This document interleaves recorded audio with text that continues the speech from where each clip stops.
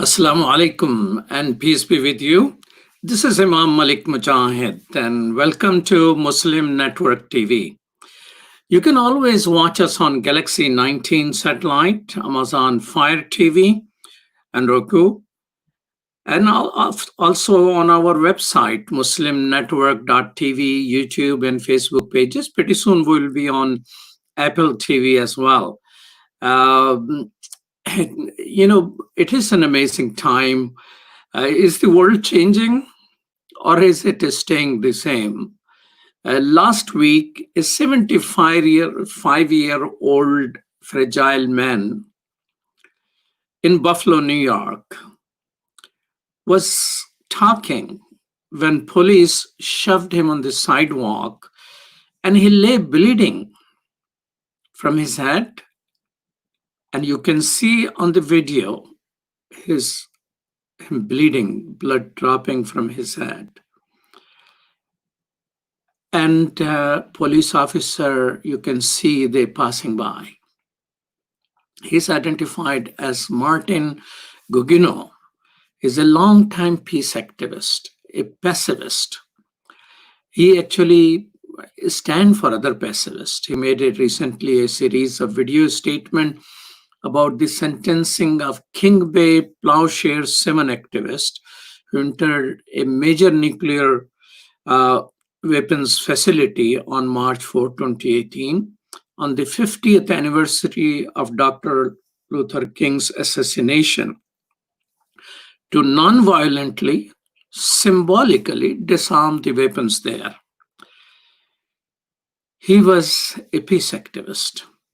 While a non-violent peace activists are standing up, there is a conversation in our country about non-violence. On May 29th, Nicole Hannah-Jones, a Pulitzer Prize-winning journalist with New York Times, who is also a historian of civil rights movement, she tweeted that non-violence movement has not worked for Black America. That was May 29th. A day later, on May 30th, two young and bright lawyers sacrificed their whole career as they're accused of bombing an empty police car. Colin Ford Mattis was a Princeton-educated corporate lawyer making $250,000. And with him was Uruj Rahman, who provided legal services for the poor in the city of New York, in Brooklyn to be exact. Now they're accused of these crimes. They were released on bond, and now they were appealed. They're back in jail. Both are immigrants. One is Black from Jamaica. One is a Pakistani practicing Muslim woman. All their friends say they were the best people they knew. What is happening to the best people? I was recently interviewing on Muslim Network TV another bright achiever of the Asian heritage, probably Korean heritage.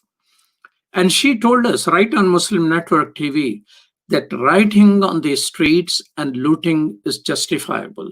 I was shocked. I didn't know how to respond and what type if I ask other guests to talk about that.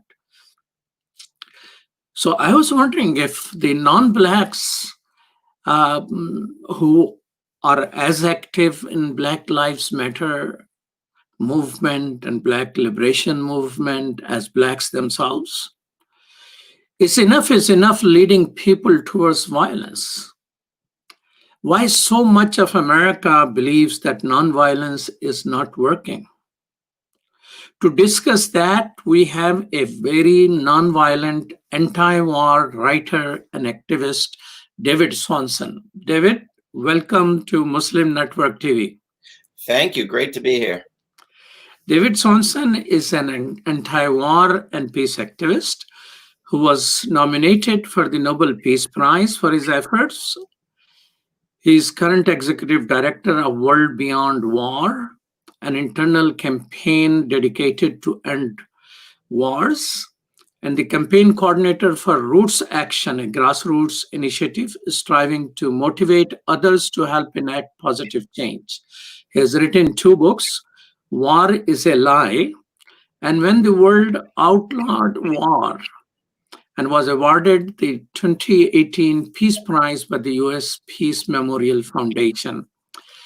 How are you, David? I can't complain, but I probably will. Good to see you. Are you hopeful about the world? I'm really not hopeful or pessimistic because I don't really have time or see much use in either thing. I'm engaged in doing what I can, what little bit I can contribute to trying to make the world a better place without worrying too much about whether it looks like I'm going to succeed or not. But if we wanted something encouraging, something unexpected, something with victories and accomplishments that I didn't predict coming, this past week or so is a wonderful example. So all the everything is hopeless and therefore we shouldn't try voices should put a mask on now, because we're seeing things happen that people said never could. What do you mean? What did people say never could is happening now in your view?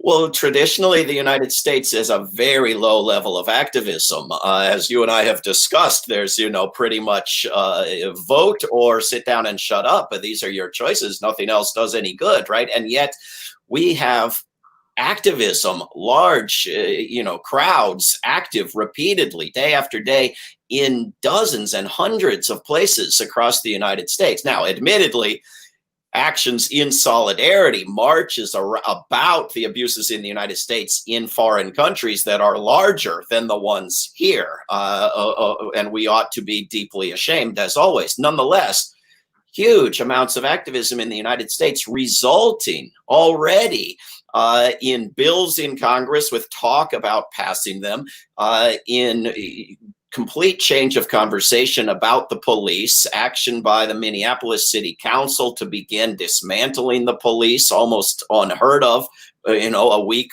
and a half ago.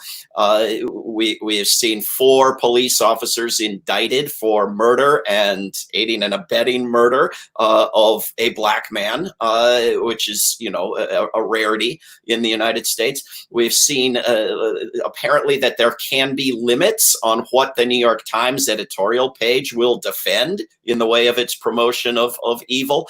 Same with Twitter. Twitter too will place, random and inconsistent limits, but some limit on the glorification of violence.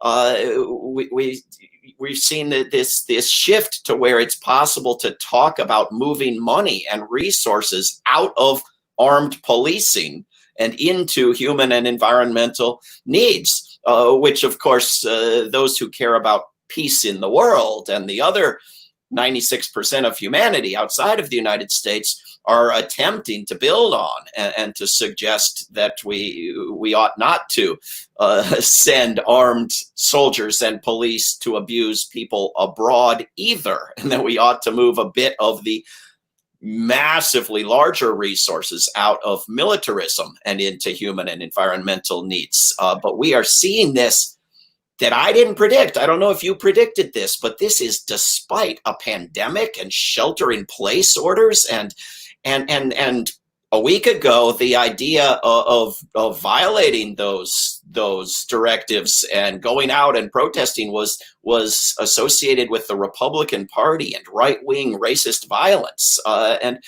despite all of these things, people now after the fact was, it's because of those things. Well, I didn't predict it, and I find it very encouraging. So you put an interesting, dichotomy: either vote or just sit and shut up. And people have found a middle path: don't sit and shut up. But what about this thing? Do you think if the marches would have been just utterly peaceful, this would be achieved? Or do you think, just like the New York Times reporter I mentioned, that violence played a role in getting the movement going? Well, it's hard to give a lengthy and elaborated argument in Twitter, but based on that tweet, as you recited it, I would suggest that she is demonstrably and wildly mistaken. That if you look at history in the United States and around the world, and in particular at the history of rights for African Americans in the United States, she couldn't be more wrong. That a gruesome, violent civil war did not end the abuse of African Americans in the United States in remotely the way that it ought to have. In fact, things got worse for many in the Deep South. It was a civil rights movement that was largely nonviolent, though of course not entirely nonviolent, that had the biggest impact thus far. And it is actions in recent years and recent days that are overwhelmingly nonviolent that have had the biggest results thus far.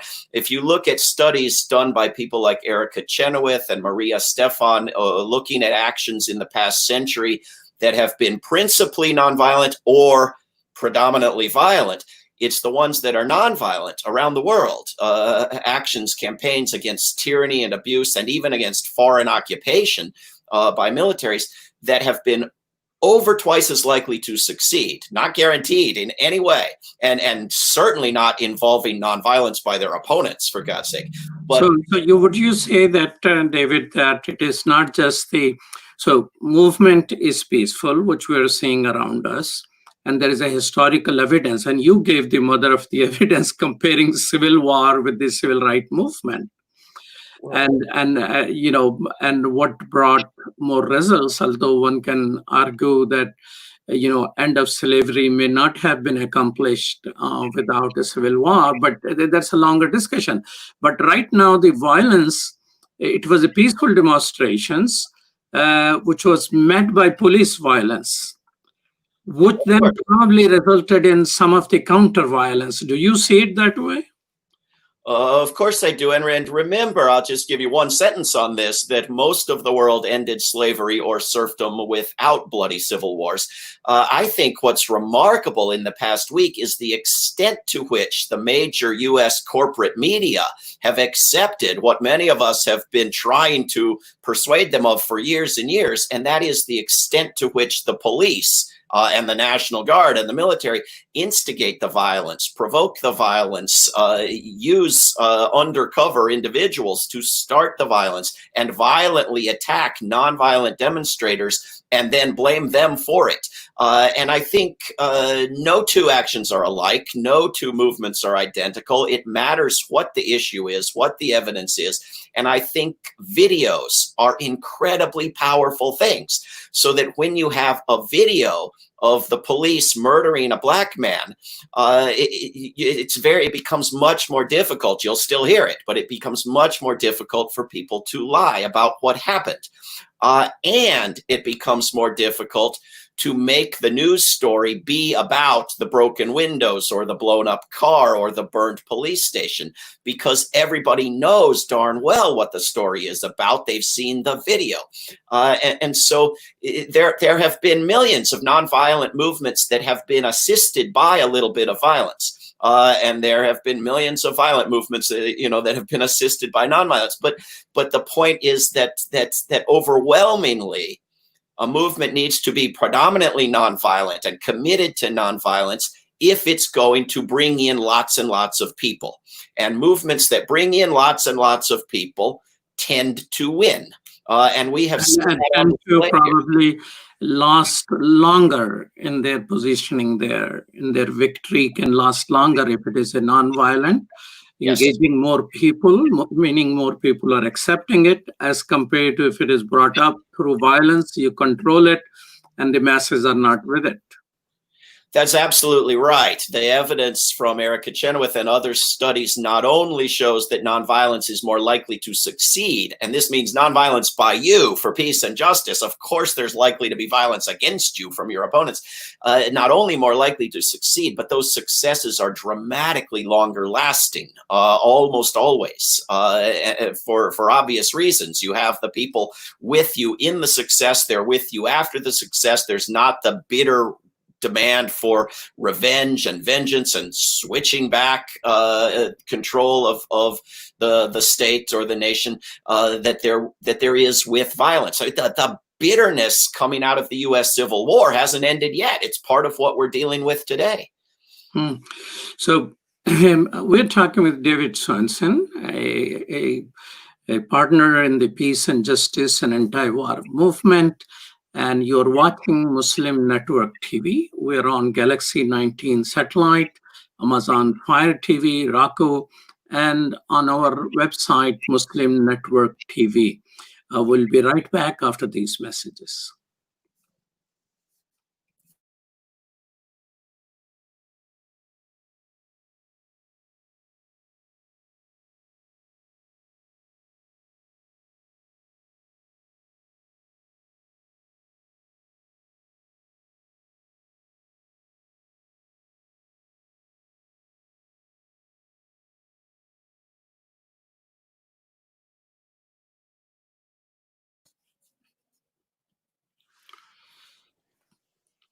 Welcome back to Muslim Network TV. And this is Malik Mujahid, your host, and I'm talking with David Swanson. David, one of the thing which we were discussing about the violence and nonviolence, that nonviolent movement may take more time, but engages more people and have a lasting impact. And you were referring to some research in that regard. Tell me about this. You are currently campaigning against demilitarization of police. And I cannot take away from my mind an image in which a young mother is standing up in front of two human beings who were so heavily dressed up in militarized uniform. I don't know even military can fight like that. So heavily loaded up, and they cannot even walk straight, are trying to arrest her. And I say, what is this? That was probably a very cartoonish example of the militarization of the police.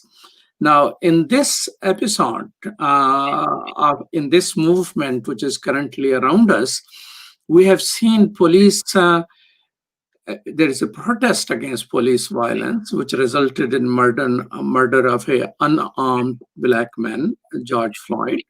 But at the same time, the response from police came in the shape of a violence as well. Is the violent response is the result of the training, is the result of the militarization, a result of not learning how to control crowd peacefully? Because there are examples, for example, somewhere in Michigan, a police sheriff asked them, what do you want me to do? While his militarized police was there. Protesters say, well, march with us. And he took out his gear and we started marching, and it resulted in a very non-violent, non-confrontational. There are police officers who are taking a knee. But by and large, response has been a response of violence. So tell me, is it the militarization of police or training? Who's doing the training? Are you doing the training? There are police departments in the United States who, to their credit, are getting training in de-escalation and conflict resolution and in avoiding instigating violence and problems. But there are also police departments getting trained in so-called warrior training by private companies run by former members of the U.S. military who are pushing policing as a form of warfare. And guess who are the enemies? We are the enemies in this warfare. There are also trainings conducted by the U.S. military and by foreign militaries, including the Israeli military, of U.S. police departments, including... Wait a minute, David. You said that there are former military training personnel training police, but current military directly training police, and there is Israelis training police. Yes, the Israelis train U.S. police departments in the United States and in Israel on trips they take to Israel.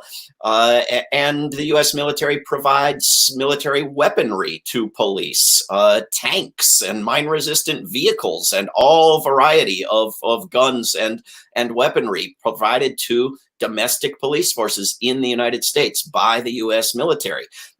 This is, and it's not just the weaponry and it's not just the training, it's the entire culture and the promotion of the idea that police are a force for war. And this is something that permeates U.S. culture, including the culture of those of us as activists trying to address the problem of police. You can't turn on Netflix or Amazon without being told very insidiously that violence is the answer to all problems. And of course, in reality, it is not. But it's hard to break free from having seen those images so many millions of times if you've grown up in this country. Well, tell me why then, you're logical, you're passionate, you have dedicated substantial amount of your life to the peace movement. But do you think peace movement is growing? I mean, the people who are marching today, they're marching for the fellow citizens who are being murdered. But will they be standing up for wars which are far away from their eyes?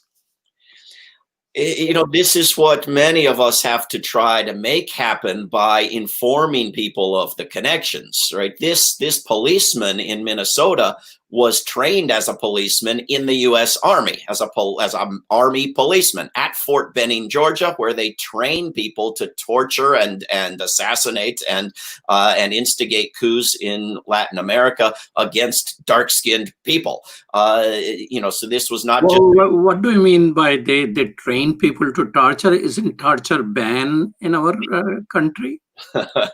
Yes and no.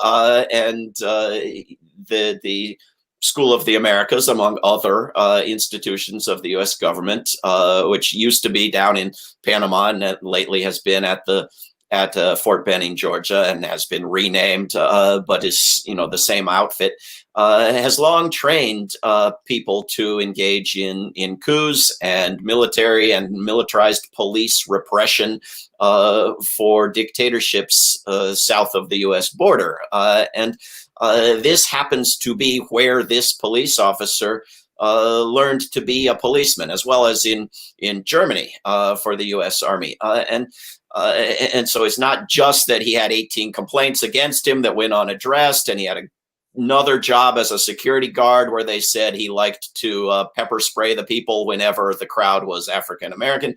But he and many U.S. police officers are veterans of U.S. military and U.S. wars, and as are many civilians in the United States. Very disproportionately, mass shooters in the United States are veterans of U.S. wars. Which still tiny percentage of U.S. veterans, right? Almost every veteran is not a mass shooter, but very disproportionately those who are mass shooters are veterans. So there are these many ways, and this has been documented historically that during and after major wars, you have this uptick in racism and racist violence in the United States, which is not surprising, given the racist indoctrination and the violence and the training in the military. So tell us, David, that if you method that you have written about something called Jakarta Method, and you're saying that the U.S. military in Vietnam in the war was not successful. It was defeated after more than about 4 million people died, probably mostly Vietnamese, and a large number of US troops. But the Jakarta Method is more successful, in which nobody from the US dies. And so America doesn't pay attention to. So what is that Jakarta Method? I'm quite interested in that because Jakarta is in Indonesia, which is the largest Muslim country in the world. And if Jakarta method is a method which is America, it seems you're implying in your article that America invented that method. So let's tell us, what is Jakarta method? Yeah, it is really an extreme example of the fact that U.S. media only pays attention to U.S. deaths, and disproportionately to U.S. deaths during wars where there are any. The thing that I wrote was a review of a book that's just come out called The Jakarta Method by a reporter named Vincent Bevins, who's been a U.S. reporter for the Washington Post and various other publications, who's put together this book and part of the point that he makes in the introduction and elsewhere is that there is so little understanding of what Indonesia is in the United States, that this is one of the largest countries on earth, the largest Muslim country on earth, as you just said, and it had the largest communist party on earth outside of the Soviet Union or China, so the third largest. And in 1965, back at the time of the war on Vietnam and other violence around the world, it had a president named Sukarno, who was really perhaps the top leader of what was becoming called, in a positive sense, the third world and the non-aligned nations, the nations of the world that were not going along with the choice being mandated to them that they needed to support either the Soviet Union or the United States. They wanted to go their own way, and this was absolutely unacceptable to the United States. Non-alignment movement, I remember in 1952, has a major conference in Bandung, it was coming up as though people who are non-aligned and not involved in the wars and are staying away from it. It was a major movement, and none of that exists now, unfortunately. So that was the situation in which you say this method came about? Well, along with various other coups and assassinations and violent and nonviolent efforts, perhaps the major blow to the third world and to the non-aligned movement was the overthrow of the government of Indonesia, assisted by the CIA and by the US government, with the technique of mass murder of civilians, of men, women, and children, at least 1 million. Nobody knows the actual number, but this was something that the United States had tried in Iraq and in South Korea and elsewhere of providing lists of leftists, of communists, of people who should be murdered, and instigating a campaign of mass murder of these people and of random civilians, a reign of terror, in order to overthrow a government and put in place a right-wing military. And because this was so successful in Indonesia, if you can call mass murder successful, and because no U.S. troops, so far as anyone was told, were killed or even injured in the process, it wasn't news. There wasn't a mass movement against it back in the United States, where there were marches and demonstrations against the war on Vietnam, but also against the draft and against the suffering of U.S. troops in Vietnam. And so it got a completely different presentation. Isn't this the responsibility of peace movement of that time that they were talking about Vietnam, whose stories were online, but they didn't pay attention to the stories which were not online, which was like what was happening in Indonesia, Jakarta at that time. So why peace movement sometimes doesn't give a proportionate focus? I saw the same thing in America and in anti-war movement. I was among the marchers too against the Iraq war. Well, everybody was silent about the Afghanistan war, that although Afghanistan war is kosher, and it is the bad thing is only the Iraq war. So why peace movement, while being providing a moral leadership, picks and chooses between what they speak about?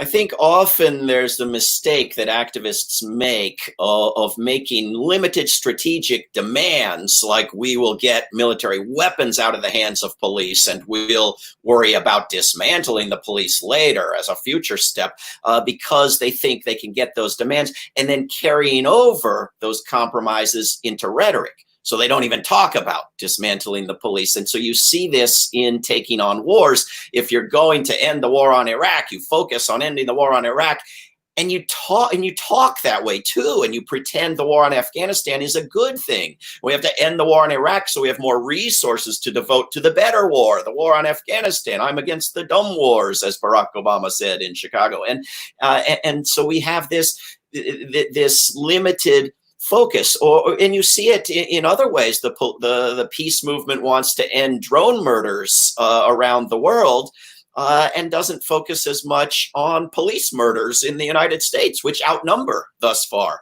drone murders around the world. And so at some point we have to broaden our vision, to look at all the violence, all the murder of all types, where there are wars, where there are unofficial wars, and where there is violence that isn't called a war at all. You're watching Muslim Network TV, and this is Malik Mujahid talking with David Swanson, who is a nonviolent peace activist, anti-war activist. And the Muslim Network TV is always on Galaxy 19 satellite and muslimnetwork.tv, as well as Amazon Fire TV and Roku. We'll be right back after these messages.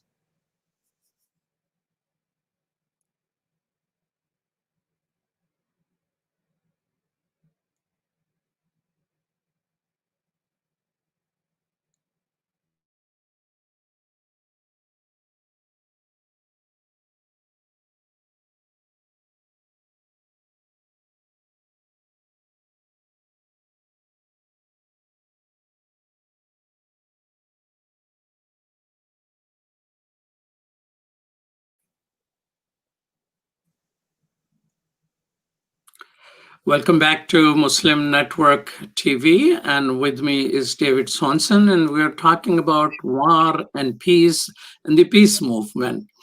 So we were talking about the peace movement, David, that sometimes we go for a immediate benefit or certain thing or whatever is on TV, we adopt that as a strategy to pursue, and other bigger issues are left on the side. So let's talk about the peace movement. I mean, are you seeing it as strengthening or weakening? Certainly both in different ways. And I have shown no particular skill at predicting the future, but I think there are openings that we're seeing now for strengthening it. When the US is bringing perhaps a quarter of its troops out of Germany, we can say, yes, why not more? And why not other countries as well? When we're seeing war rehearsals, so-called war games being canceled and scaled back, and we can ask, why not further, and why resume them again? Did anything bad happen when the United States stopped flying planes over South Korea, threatening North Korea? Why resume it if nothing bad happened from canceling it? We're seeing questions in public discourse and corporate media outlets about funding resources and priorities in a way that we've never seen before. And a lot of it is about domestic police versus human and environmental needs. Why can't we broaden that to include the US military and human and environmental needs? And we're starting to see that even from some Congress members and some corporate media outlets.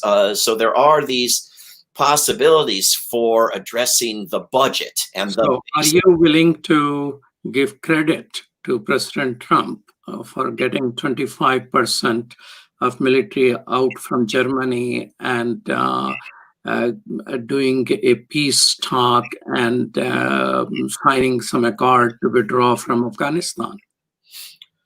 I will give Trump credit for anything good he does, and occasionally there is something good he does. Often it's for a bizarrely misguided reason, but it's nonetheless the right thing to do. I also will give credit to the German government and the people of Germany in this regard. There's been a big effort to get U.S. nuclear weapons out of Germany. Little known fact for people in the United States illegally keeps its nuclear weapons in a number of other countries, including Germany.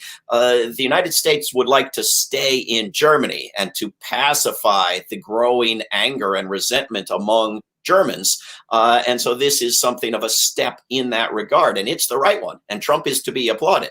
At the same time, Trump is to be impeached and removed from office immediately for instigating racist violence, among many, many other things, as many of us have been demanding for 4 years now. But when somebody does something right, you say, yes, more of that. If somebody asks you, David, define the peace movement in America in 10 words, what is peace movement in America? Organized, nonviolent, educational, and activist effort to end organized violence. That's 12 words, brother. That was supposed to be 10-word statement. How many words did I go over? So the thing is that, I will take you to United National Anti-War Coalition. And you have spoken there, I have spoken there. At one time, there was quite a bit of Muslim participation, which withered away. And I saw from my eyes, peace movement, which developed quite a bit of a strength during the anti-Iraq war, was weakened. Why was it weakened? And whatever was left in the shape of UNAC, I think they did 2-3 national conferences, and then they withdrew from it. Muslim community came out of it because they were supporting Assad, which was a oppressive regime based on the experiences of variety of Muslims who came out of Syria. And Muslims say, well, we want to be anti-war, everything, but why we are not supporting the peace movement and nonviolent resistance in Syria? So are the ideological control by those who ideologically are against America and more in love with a communist or a utopian anarchist model hurts the peace movement in becoming stronger in terms of organizing and gaining more people? I think the biggest weakness has been partisanship, identification with the Democratic Party over the peace movement. And when the Democratic Party doesn't care about peace anymore, neither do you. That's a danger with the current activism. Does it become too partisan and then evaporate because Joe Biden's in the White House? I think it's a problem of corporate media attention span. The corporate media very much built up the Occupy movement and then shut it down. And it has the power to turn around and shut down the current movement unless we resist that. But I think it's also simplistic ideological thinking, so that if you say one word against Assad, you are a U.S. imperialist. And if you say one word against U.S. imperialism, you are an Assad lover. And so it's impossible to be both against U.S. imperialism and against injustices committed by the Syrian government. And that's just simplistic stupidity, but it's so widespread. I don't think any issue has been more divisive in the U.S. peace movement in the past 10 years than Syria. It's just absolutely incredible, the simplistic thinking from two different sides. I saw from my own eyes. I mean, I trained people in nonviolent peace movement, anti-war movement, city after city, gain momentum. And I thought we are participating overall, but that became a sort of a defining thing, which people didn't make a bigger statement, but they started sort of withering away from the peace movement. If you have the charge of the peace movement, David, I mean, we have young people active in the climate change movement. You know that. We have young people making tremendous sacrifices right now. I mean, Chicago have 2,000 young people in prison, arrested for protest and curfew violation and resisting arrest. Anybody who's trying to get themselves safe is resisting arrest in some time. These are all people who have right causes. If we had a women march, wow, it was a tremendous thing in our history. So we have this women march, and we have the climate change marches, and we have Black Lives Matter movement. They're all in different silos, but a lot of young people have similar positioning. Same thing against the anti-gun, which rises up and goes down anytime there is another mass shooting. Why? What role people like you who are consistently nonviolent organizers can bring to develop synergies between these movements, that it remains a movement instead of an organization? Because when it's an organization, then there is an issue of that saying a word against Syria, against the Assad regime, makes you supporter of the regime. And I had such a difficulty, couple of Nobel Peace Laureates who are dear friends of mine, who have done tremendous work, and they really deserve much more than a Nobel Peace Prize. They wanted me to go with them as a peace movement group to Syria, and it was very clear to me that was orchestrated by Assad regime and all that. I mean, I risk my friendship trying to avoid that. So what you think about this? What are your ideas? How we bring synergies to these multiple movements so we become powerful and liberate our country from militarism abroad and militarism at home? I mean, the cruelty at home is reflected in cruelty abroad. Cruelty at home, somebody can show us in a video. Cruelty abroad, nobody even shows us. I think that's absolutely right. And so we have to try to show it. And I think you probably would have agreed with 3/4 of what those people said when they went to Syria, and just strongly disagreed with the other quarter. And so we have to try to be understanding and explain where we do have agreements. And remember that there is more coordination and collaboration and overall activism than the corporate media usually likes to tell you. And so when we have these isolated movement, like we have these high school kids who want the guns out of high schools, but want to keep the U.S. Army and its trainings and its guns in the high schools, and want to keep the guns in the police force and keep the guns in the military, we have to say, no, look, we want to work with you, but you have to expand your vision a little bit. We have big environmental groups that, the environment is good for the flag and good for the military and so forth. We have to talk to them about that. And so what World Beyond War as an anti-war group is trying to do is to avoid going after a single war or a single weapon and then cheering for all the bad things on the side as if that somehow strategically helps us. And instead going after the whole institution of war specifically as one of the worst things for the natural environment, which makes us a good partner for environmental groups, and one of the worst things for encouraging racism and bigotry and xenophobia, which makes us good allies with anti-racist movements, and one of the biggest wasters of funding and resources, which makes us allies for anybody who wants funding for good, decent things, and a force that militarizes local police and promotes racist attitudes among local police, which makes us good allies of Black Lives Matter.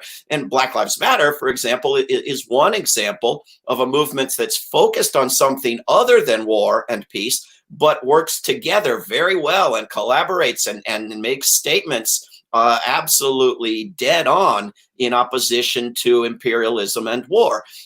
So that there are alliances that are possible, and we just have to keep working at them. Wow, you just presented, David, an extraordinary agenda of a conversation between these activists. Is there anybody facilitating these conversations? Well, there always are more needed, and any ideas are welcome, and any initiatives and assistance is welcome. But we've been trying at this in terms of World Beyond War for the past 5 or 6 years that it's been around. We had a conference 3 years ago with anti-war and environmentalist groups about the sense that this needed to be one movement, and we are doing more and more online courses in this age we're in at the moment, and we have one coming up starting in July on war and the environment as a single issue at worldbeyondwar.org. So it is something we're trying to work on. And are you hopeful that there are leaders within these silos, women march people and the climate change folks? Are there leaders among them who are convinced of this strategy to develop synergy? Do they feel need for the developing synergies? There are, very much, to various degrees. There are groups like Poor People's Campaign that are eager to work with the anti-war movement to some extent. I think it should be more. There are groups working against racist and police violence that are eager to work against that globally, not just locally. But there is much, much more needed. Although, again, as always, there is more happening than you're likely to hear about. We need to make it much bigger than it's become thus far. You touched a couple of times on Democratic Party. Vote, just sit there, shut up, or vote. And now these people are marching. Do you know what? I mean, I'm for voting. I'm going to vote most likely in the elections and for a change. Is there ideological reasoning in the anti-war and peace movement to be skeptic of politicians who are unable to deliver on their demands? Well, groups that I work for, like World Beyond War, take no position on candidates they legally cannot because of tax reasons. I take positions on candidates and on elections, and I'm not against them. I think the United States ought to have an election someday that's verifiable and open and transparent and involves candidates people actually care about. I think, there are tricks like ranked choice voting that have been somewhat successful in places like Maine that ought to be tried nationally. And there are major reforms, including getting the money and corruption out, and decent media coverage and public airtime that's fair and equal and so forth, that would create better elections in the United States. But my goodness, when your choice is an open fascist like Donald Trump, or perhaps the worst member of the Democratic Party that could have been pulled out of Washington, D.C., the guy who created the crime bill, who was the leading proponent of the destruction of Iraq and every war in recent years, whose idea for better policing at the moment is that the police should shoot people in the legs instead of the heart. But those are your two choices.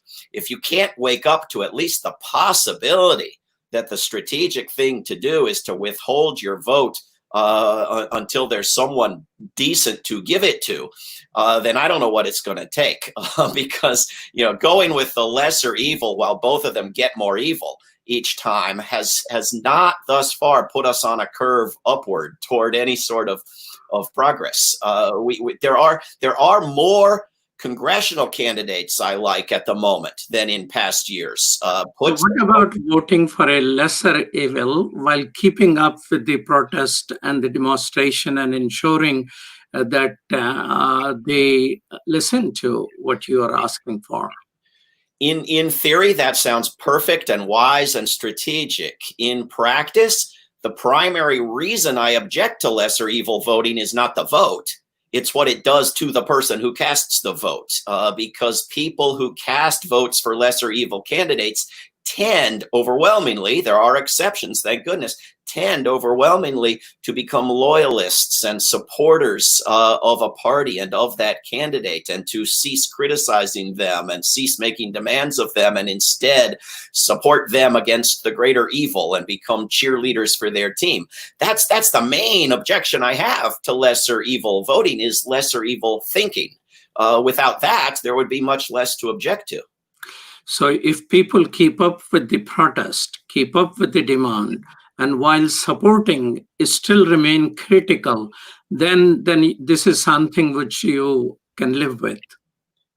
Right. And to the extent that people can do that, I have less objection. There is obviously an extent to which people cannot do that. You cannot go and knock on doors for Joe Biden with your poster denouncing the horrors committed by Joe Biden. It doesn't work, and they won't let you do it, right? So, but to the extent that you can remain independent and free thinking and free acting while lesser evil voting and lesser evil candidate promoting, so much the better. Well, thank you so much, David. David Swanson. It is always an experience of learning, thinking when I talk to you. I think we should do it more often. That sounds wonderful. Thank you. Keep up the great work. David Swanson is an anti-war activist who has been nominated for Nobel Peace Prize. And thank you so much, David Swanson. And you have been watching Muslim Network TV, and this is Imam Malik Mujahid.